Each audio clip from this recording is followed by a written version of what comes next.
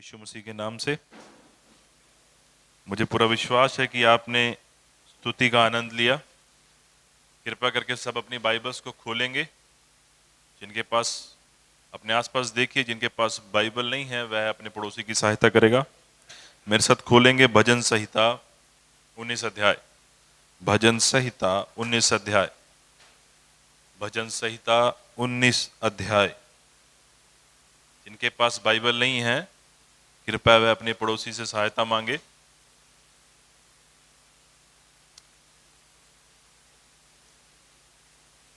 अगर आप सबने खोल लिया हो तो हम सब कुछ समय के लिए अपने पैरों पर खड़े होंगे।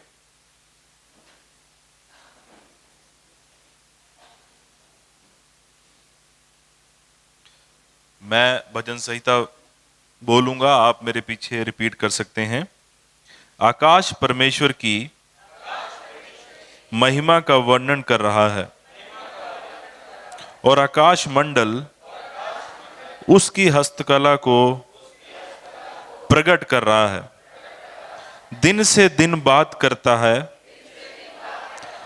और रात को रात ज्ञान सिखाती है।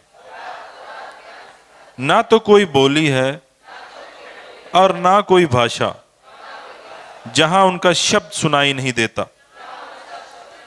उनका स्वर सारी पृथ्वी पर गूंज गया है और उनके वचन जगत की छोर तक पहुंच गए हैं। उनमें उनसे सूर्य के लिए एक मंडप खड़ा किया है जो दूल्हे के समान अपने महल से निकलता है और वह शूरवीर के समान अपनी दौड़ने में हर्षित होता है। वह आकाश के एक सिरे से निकलता है और वह उसके दूसरे सिरे तक चक्कर मारता है और उसकी गर्मी सबको पहुंचती है। यहोवा की व्यवस्था खरी है, वह प्राण को बहाल कर देती है। यहोवा के नियम विश्वास योग्य हैं, साधारण लोगों को बुद्धिमान बना देते हैं। यहोवा के उपदेश सिद्ध हैं, हृदय को आनंदित कर देते हैं। यहोवा की आज्ञा निर्मल है, वह आंखों में ज्योति ले आती है। यहोवा का भय पवित्र है, वह अनंत काल तक स्थिर रहता है। यहोवा के नियम सत्य और पूरी रीति से धर्ममय हैं। वे तो सोने से और बहुत कुंदन से भी बढ़कर मनोहर हैं। वे मधु से और टपकने वाले छत्ते से भी बढ़कर मधुर हैं। उन्हीं से तेरा दास चिताया जाता है। उनके पालन करने से बड़ा ही प्रतिफल मिलता है। अपनी भूल चूक को कौन समझ सकता है? मेरे गुप्त पापों से तू मुझे पवित्र कर। तू अपने दास को ढिठाई के पापों से भी बचाए रख। वे मुझ पर प्रभुता ना करने पाएं, तब मैं सिद्ध हो जाऊंगा और बड़े अपराधों से बचा रहूंगा। मेरे मुंह के वचन और मेरे हृदय का ध्यान तेरे सम्मुख ग्रहण योग्य हो। हे यहोवा परमेश्वर, मेरी चट्टान और मेरे सिद्ध करने वाले। खत्म। आप सब बैठ सकते हैं। मुझे लगा नहीं था खत्म हो गया है, मैं खो गया था। सबको जय मसीह की। यह दाऊद के द्वारा लिखा गया भजन संहिता है और पूरे भजन संहिता जितनी पुस्तकें हैं, भजन संहिता के जितने अध्याय हैं, उसमें सबसे एक खूबसूरत भजन संहिता है जो परमेश्वर की बहुत सारी चीज़ों को एक्सप्लेन करता है। हम उनमें से कुछ बातों को देखेंगे। जैसे पहली आयत मैं पढ़ता हूं, यहां पर लिखा है, आकाश परमेश्वर की महिमा का वर्णन कर रहा है और आकाश मंडल उसकी हस्तकला को प्रकट कर रहा है। दिन से दिन बातें करता है और रात से रात ज्ञान सिखाती है। ना कोई बोली है और ना कोई भाषा है जहां उनका शब्द सुनाई नहीं देता। उनका स्वर सारी पृथ्वी पर गूंज गया और उनके वचन जगत की छोर तक पहुंच गए। उनमें पहली 4 आयतों में जो दाऊद है वह दिखा रहा है कि जो परमेश्वर का वचन है, जो परमेश्वर की महिमा है, जो उसके हाथों का कार्य है, जो उसकी सामर्थ का कार्य है, वह हम देख सकते हैं इस पूरे आकाश मंडल में। ये जो पूरा आकाश है और जो पूरी पृथ्वी है, जो तारागण है, जो सूर्य है, जो चंद्रमा है, जो कुछ परमेश्वर ने बनाया है, वह सब उसकी महिमा को दिखा रहे हैं। वह सब उसके होने की गवाही दे रहे हैं। वह सब ये दिखा रहे हैं कि हाँ, परमेश्वर असल में है। वह सब ये प्रदर्शित कर रहे हैं कि वह कितना महिमा में परमेश्वर है और वह कितना सामर्थी है, वह कितना सुंदर है कि उसने ये सब चीजें बनाई हैं। आमीन। इस चीज को अब पौलुस, इस कोई भी जो इस संसार में यहां पर वो दिखा रहा है कि रात को रात ज्ञान सिखाती है। ना तो कोई बोली है, मतलब इस संसार में कोई ऐसी बोली नहीं है, कोई ऐसी जगह नहीं है जहां लोग रहते हैं, सबकी अलग अलग बोलियां हैं।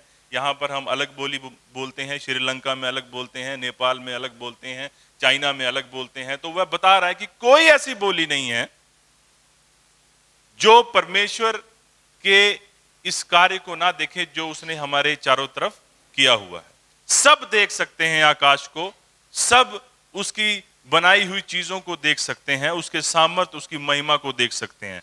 आकाश चीख चीख कर उसकी महिमा को बोल रहा है, उसकी गवाही दे रहा है। रात चीख चीख कर बता रही है कि मुझे परमेश्वर ने बनाया। हर एक चीज, हर एक जाति को, हर एक बोली बोलने वालों को के ऊपर गवाही दे रही है कि हाँ, मुझे परमेश्वर ने बनाया है।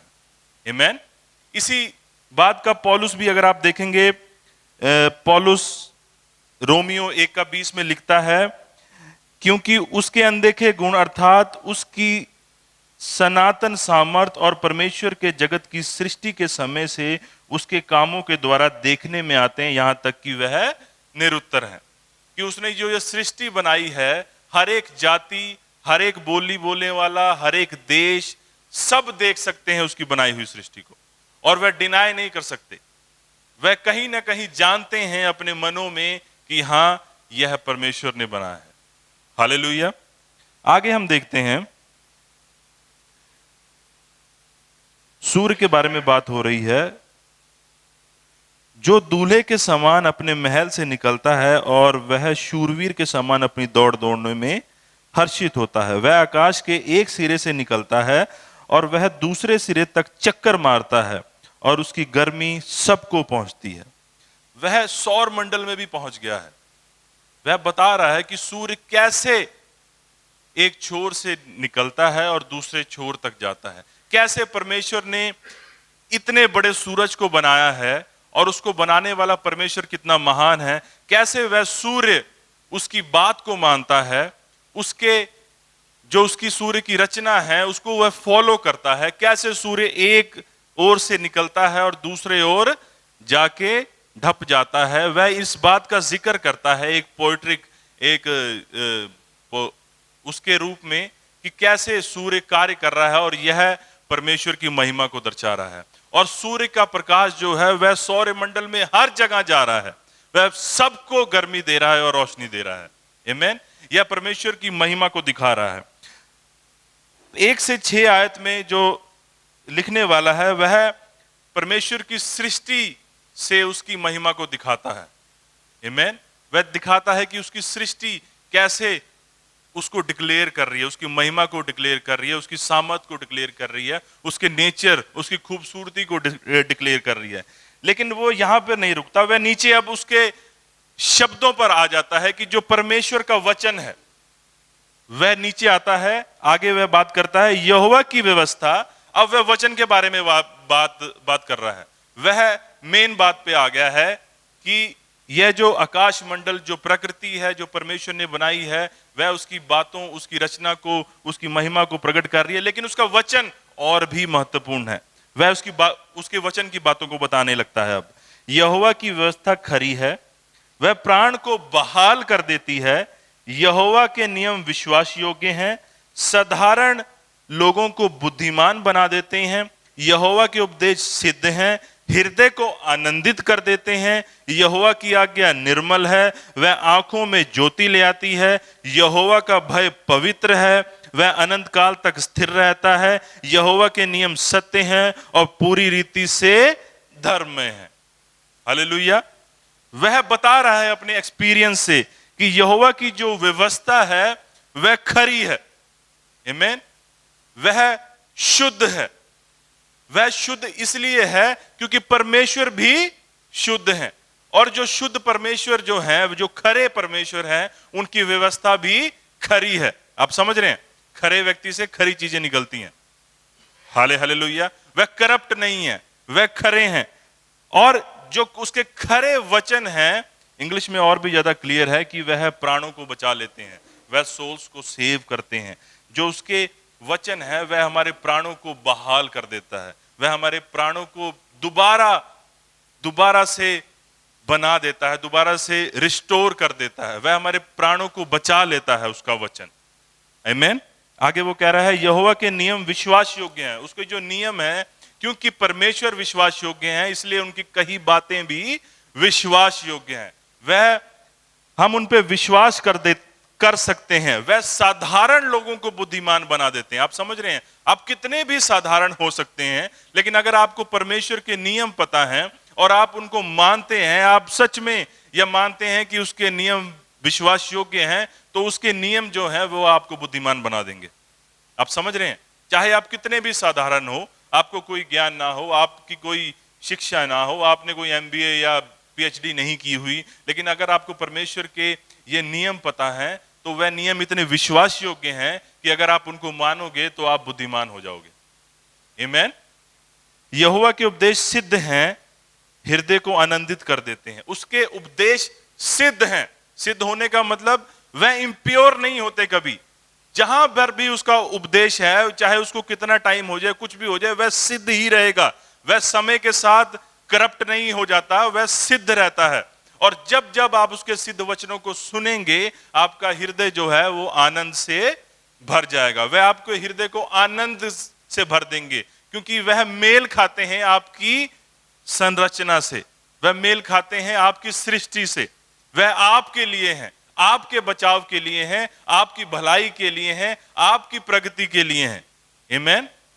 वह आपको बढ़ाने के लिए हैं, और उसके वचन इसलिए हमें आनंद से भर देते हैं। आगे लिखा है यहोवा की आज्ञा निर्मल है और आंखों में ज्योति ले आते। उसकी आज्ञा जो है वह इतनी स्पष्ट है, इतनी साफ है, इतनी निर्मल है कि जो हमारी आंखों पर जो पर्दा होता है, जो हमारी आंखें देख नहीं पाती बहुत सारी चीजों को, उसका जो वचन है वह एक आईना ले आता है ताकि हम देख लें। आप समझ रहे हैं? वह इतने निर्मल है, इतने शुद्ध है, उसमें कोई इम्प्योरिटी नहीं है, उसमें कोई ऐसी बात नहीं है जो गलत हो। वह इतने प्योर हैं कि वह हमारी आंखों में ज्योति ले आते हैं। आप समझ रहे हैं? ये अंधे की बात नहीं हो रही यहाँ पे। जो हमारी स्पिरिचुअल, कभी हमारा प्राण जो उसमें होता है, जब शैतान ने हमारी आंखें अंधी की होती, हम देख नहीं रहे होते, पाप के द्वारा हमारी आंखें अंधी होती हैं, तब जो परमेश्वर का वचन है वह इतना निर्मल है कि वह हमारी आंखों में ज्योति ले आता है। यहोवा का भय पवित्र है और अनंत काल तक स्थिर रहेगा। जो उसके वचन को मानता है, समझता है और बुद्धि से ग्रहण करता है, उसके मन में उसका भय अनंत काल तक बना रहता है। आप समझ रहे हैं? जो उसके वचन को नहीं मानता, जो उसके वचन पर ध्यान नहीं देता, उसके वचन को इंपॉर्टेंस नहीं देता, उसका वचन उसके लिए कोई महत्व नहीं रखता, उसके मन में परमेश्वर का भय भी नहीं होगा। आप समझ रहे हैं?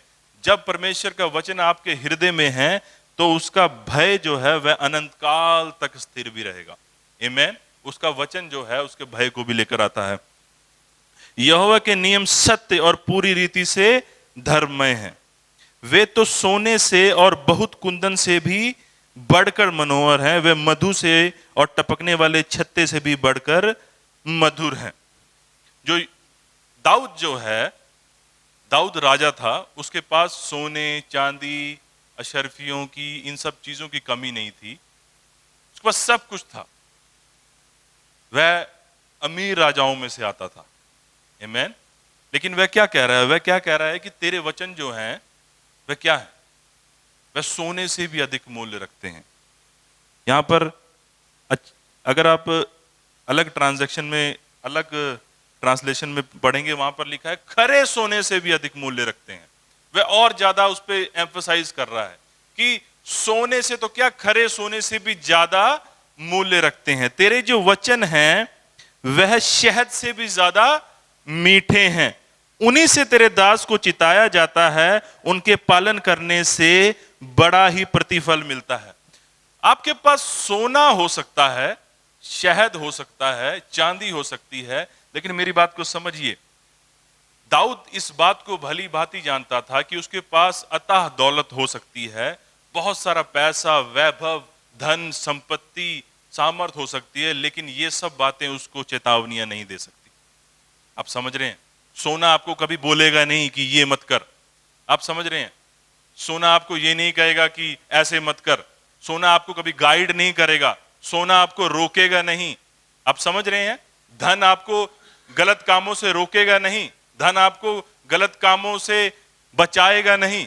आमीन। लेकिन दाऊद इस बात को बता रहा है कि जो परमेश्वर का वचन है वह सोने से भी कहीं ज्यादा मूल्य रखता है, कि वह आपके प्राण को बचाता है। आमीन। उसकी चेतावनियां आपके प्राण को जोखिम से बचाती हैं, वह आपको बचाए रखती हैं। उसका जो वचन है वह मधु से भी मीठा है। आप समझ रहे हैं वह कितनी इंपॉर्टेंस दे रहा है? आगे 12 आयत में, अब पहले उसने 1 से 6 आयत में पूरे सृष्टि की बात की, फिर वो सृष्टि को छोड़कर परमेश्वर के वचन पर आ गया कि सृष्टि से भी महत्वपूर्ण उसका वचन है। फिर वो वचन के बारे में बताता है, उसके बेनिफिट्स के बारे में बताता है, वह कितना महत्वपूर्ण है उसके बारे में बताता है। अब 11वीं 12वीं आयत से वह याद करने लग जाता है, वह इस बात के ऊपर आ जाता है कि उसने क्या क्या किया था, उसने पिछले दिनों क्या क्या काम किए थे, वह उसका जिक्र करने लग जाता है। वह बताने लग जाता है कि अपनी भूल चूक को कौन समझ सकता है, मेरे गुप्त पापों से तू मुझे पवित्र कर। यहां पर अब मैं डिटेल में नहीं जाऊंगा, बहुत बड़ा हो जाएगा। तू अपने दास को ढिठाई के पापों से भी बचा। हिंदी में इतना क्लियर नहीं है, लेकिन मैं आपको कुछ बातें बताता हूं। अपनी भूल चूक को कौन समझ सकता है? अब दाऊद यहां बता रहा है कि हम गलतियां करते हैं, हम भूल चूक करते हैं। हम सब जानते हैं कि दाऊद ने गलती की, दाऊद ने पाप किया, दाऊद ने परमेश्वर के विरोध में कार्य किया। अब वो इसको एक्नॉलेज कर रहा है, इस बात को बता रहा है कि वह कितने, कि मैंने गुप्त में जो पाप किए, मैंने गुप्त में जो बातें की, वह मेरे विरोध में खड़ी हो गई, और जो भूल चूक मैंने की, मैं ढीठ हो गया, और तूने अपने दास को ढिठाई के पापों से भी, तू अपने दास को ढिठाई के पापों से भी बचाए रख। कुछ भूल चूक हम करते हैं, कुछ पाप हम गुप्त में करते हैं, कुछ पाप हम ढिठाई से भी करते हैं। आप समझ रहे हैं? कुछ पाप हम भूल चूक में कर देते हैं। आप समझ रहे हैं? आपको पता नहीं होता, दिन में आप हैं, आप भूल चूक में कुछ गलतियां कर देते हैं। कुछ गलतियां, कुछ पाप हम गुप्त में कर रहे होते हैं, हमें पता नहीं होता। मुझे नहीं पता कि आप गुप्त में क्या कर रहे हैं, लेकिन आपको पता है। दाऊद उन सब बातों का जिक्र कर रहा है। कुछ गलतियां मैंने कर दी भूल चूक में, कुछ मैंने गुप्त में पाप किए, जो उसने व्यभिचार किया गुप्त में किया, कुछ उसने ढिठाई से किया। क्या किया? उसने उसके पति को मरवा दिया, ढिठाई से किया। अब उन सब बातों का जिक्र कर रहा है, वह एक्नॉलेज कर रहा है इन सब बातों को जो ढिठाई से किया गया है। इसके बारे में आपको थोड़ा बात बताता हूं। वचन कहता है कि परीक्षा हम पर आती है, लेकिन परमेश्वर हमारी सामर्थ्य से बढ़कर हम पर परीक्षा नहीं पड़ने देता। परीक्षा एक टेम्पटेशन हमारे ऊपर आती है, और जो टेम्पटेशन है वह जन्म देती है एक विचार को। आप समझ रहे हैं? थोड़ा सा मैं आपको बताऊंगा। वह एक विचार को जन्म देती है, और आप क्या करते हैं? आप उस विचार के ऊपर सोचने लग जाते हैं, और जब आप उस विचार के ऊपर सोचने लग जाते हैं, उस विचार को जब आपने पकड़ लिया, तब आप उस पे मेडिटेशन करने लग गए, मनन करने लग जाते हैं। और जब आप उस पर मनन करने लग जाते हैं, तब आप यह सोचने लग जाते हैं कि अब ये पूरा कैसे होगा। और जब आप यह सोचने लग जाती है मैं प्लान क्या बनाऊं, और जब प्लान बन जाता है तब मौका मिलने का इंतजार होता है, और जब मौका मिलने का इंतजार होता है तब हम वो सब कर देते हैं जो हमें उस प्लान में हमने बनाया होता है। और जब हम वो कर देते हैं तब हम उस बात को रिपीट करते हैं, रिपीट करते हैं और रिपीट करते हैं, और हम मूर्ति पूजा में पड़ जाते हैं, और मूर्ति पूजा से हम बंधुआई में चले जाते हैं, और हम उन सब बातों का सेक्रीफाइस करने लग जाते हैं जो वचन कहता है। आप समझ रहे हैं, ये एक साइकिल है, इसको समझना बहुत जरूरी है। हम सब समझते नहीं है इन बातों को, लेकिन अगर आप इसके इब्रानी शब्द को देखेंगे जो यहां पर उसने ढिठाई का प्रयोग किया है, वहां पर उसने ये सब, उसको जब हम स्टडी करते हैं उसने ये सब वहां पर मेंशन्ड है कि कैसे स्टेप बाय स्टेप शैतान हमें फंसाता है और हम फंसते चले जाते हैं। दाऊद भी ऐसे ही फंसा ना, वो जंग पे नहीं गया, वह ऊपर टहल रहा था, उसने उसकी पत्नी को देखा, उसको उस पे परीक्षा आई, उसने उस जो उसकी सोच उस समय उसके दिमाग में, उसने उसको ले लिया, उस पर मनन करने लग गया, प्लान बनाने लग गया, प्लान बनाते बनाते उसके पति को भेज दिया, फिर उसको पीछे से बुलवा लिया। आप समझ रहे हैं कि ऐसे ही होता है। आप सीधे सीधे पाप नहीं कर देते कि आप बस सीधे सीधे गए डायरेक्ट कर दिया, नहीं, ये एक प्लान के तहत होता है। आपको भी नहीं पता होता, आपका शरीर शैतान के साथ मिलकर बहुत कुछ कर देता है, आपको पता ही नहीं होता, आप बस फॉलो कर रहे होते हैं। जैसे वो नीति वचन में लिखा है ना, जैसे बैल कसाई खाने को, वैसे। हालेलुया। तो जो ये दाऊद है, ये इन बातों को समझता है। अब वो इन बातों को एक्नॉलेज कर रहा है, इन बातों को समझा रहा है, इन बातों को अंडरस्टैंड करके वह मेंशन कर रहा है कि कैसे उसका प्राण इन सब चीजों में था। तू अपने दास को वह परमेश्वर को कह रहा है कि तू अपने दास को ढिठाई के पापों से बचाए रख, क्योंकि उसे पता है कि वह ये नहीं कर सकता। आप समझ रहे हैं, आप पाप से नहीं लड़ सकते, आप पाप से अपने आप को नहीं बचा सकते, या यीशु मसीह का लहू और उसका सेक्रीफाइस है जो आपको बचा सकता है। आप देखिए, दाऊद के पास इतना कोई ज्ञान नहीं था। आप समझ रहे हैं, दाऊद के पास क्या थी? पहली 5 किताबें, मेरे हिसाब से अय्यूब की किताब होगी, रूत की किताब होगी, और थोड़े से भजन संहिता होंगे। उसके पास तो नीति वचन भी नहीं था, क्योंकि नीति वचन तो बाद में आया ना। उसके पास यशाया, दानियेल, ये सब नया नियम तो था ही नहीं उसके पास। लेकिन फिर भी वो कहां तक परमेश्वर की महिमा को समझता है, वह कहां तक अपनी क्रिएशन को अंडरस्टैंड करता है, वह कितना समझ से भरा हुआ है उसके वचन के द्वारा। जो ये थोड़ा सा वचन ही उसको कितनी समझ से भर दिया है, थोड़े से वचन नहीं उसको कितनी समझ से भर दिया है, थोड़ी सी संगति ने उसको कितनी समझ से भर दिया। हमारे पास तो बहुत कुछ है। हालेलुया। हमारे पास तो बहुत कुछ, हमारे पास नया नियम भी है, पवित्र आत्मा हमारे अंदर है, हम पवित्र आत्मा का मंदिर है, हमें अनुग्रह दिया गया है, सब कुछ दिया गया। आप समझ रहे हैं? तू अपने दास को ढिठाई के पापों से भी बचाए रख, वे मुझ पर प्रभुता ना कर पाए, तब मैं सिद्ध हो जाऊंगा। जब तुम अनुग्रह के अधीन होगे तब पाप तुम पर प्रभुता नहीं कर पाएगा। आप समझ रहे हैं? यह वचन लिटरली ऐसे ही है। अगर आपके ऊपर पाप की प्रभुता है, इट मींस ये समझिए कि आप अनुग्रह के अधीन नहीं हैं। आपने अनुग्रह को भी समझा नहीं है, एक्सपीरियंस नहीं किया, अनुग्रह के अंडर आप चल ही नहीं रहे। आमीन। क्योंकि वचन क्लियर कह रहा है कि जब तुम अनुग्रह के अधीन होंगे तब तुम पर क्या नहीं होगी? पाप की प्रभुता नहीं होगी। और तब मैं सिद्ध हो जाऊंगा और बड़े अपराधों से बचा रहूंगा। मेरे मुंह के वचन और मेरे हृदय का ध्यान तेरे सम्मुख ग्रहण योग्य हो। अब जो दाऊद है वह सरेंडर कर रहा है। कैसे सरेंडर कर रहा है? वह कह रहा है कि मेरे जो मुंह के वचन हैं और जो वो मेरा हृदय है वह तेरे सम्मुख ग्रहण योग्य हो। ना केवल मेरी आज्ञाकारिता, बट मेरे मुंह के वचन और मेरा हृदय जो महत्वपूर्ण है। आप हो सकता है आज्ञाकारी हो सकता है आप चर्च में आज्ञाकारी कर रहे हैं, लेकिन आपका मुंह कुड़कुड़ा रहा है, आपका हृदय गुस्से से भरा हुआ, आप सरेंडर्ड नहीं है, उस आज्ञाकारिता का कोई फायदा नहीं है।